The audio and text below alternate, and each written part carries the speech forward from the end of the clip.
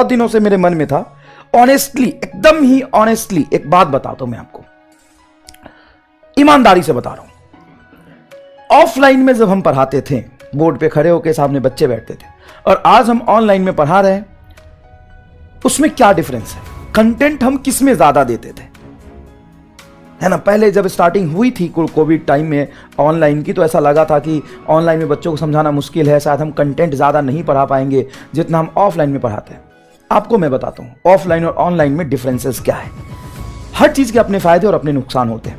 जब हम ऑफलाइन में पढ़ाने जाते हैं, ऑफलाइन कोचिंग में पढ़ाने जाते हैं, तो साहब कंटेंट हमारे दिमाग में होता है बढ़िया, हम थ्योरी, एक्सप्लेनेशन और सवाल और उसके डेटा तक भी दिमाग में रखते थे। कम से कम हमारे पास ऑफलाइन में 7 घंटे तक लगातार मैंने पढ़ा हुआ, ऑफलाइन में भी 6-7 घंटे में। तो हम जाते थे, जब हम लिखते थे टॉपिक समझाया, डायग्राम, एक्सप्लेनेशन, हर थ्योरी हाथों से लिखते थे। ये तो हम यहां भी लिखते हैं। उसके बाद हम सवाल भी हाथों से लिखते थे।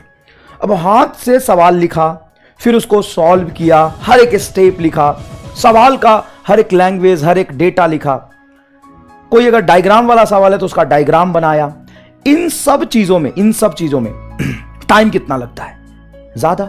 जितना हम ऑफलाइन के 2 घंटे में पढ़ाते हैं, उतना कंटेंट यहां पे 1 घंटे में हम पढ़ा देते हैं, क्योंकि सवाल तो पीछे लिखा हुआ आता है ना यार। और आपके लिए भी ये चीज है,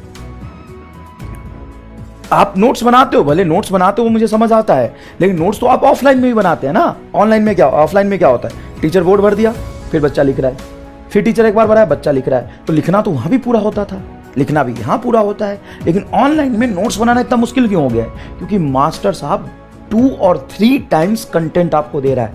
ऑफलाइन में क्वेश्चन प्रैक्टिस की जरूरत ज्यादा पड़ती थी बच्चे को, ऑनलाइन में क्वेश्चन प्रैक्टिस की जरूरत कम पड़ती है, क्योंकि टीचर ही 3 गुना ज्यादा पढ़ा रहा है ऑफलाइन के कंपेयर में। आप चाहें तो आप नोट्स कंपेयर कर ले साहब, आपको यकीन नहीं होगा, डीपीपी छोड़ के 1D और 2D में तो 300-350 सवाल मैंने क्लास में कराए। लॉज ऑफ मोशन में कम से कम 150 सवाल कराए, वर्क एनर्जी पावर में 100+ सवाल कराए, 150 सवाल कराए, ग्रेविटेशन जैसे छोटे चैप्टर में 120+ क्वेश्चन है, ग्रेविटेशन जैसे छोटे चैप्टर में 120+ सवाल है।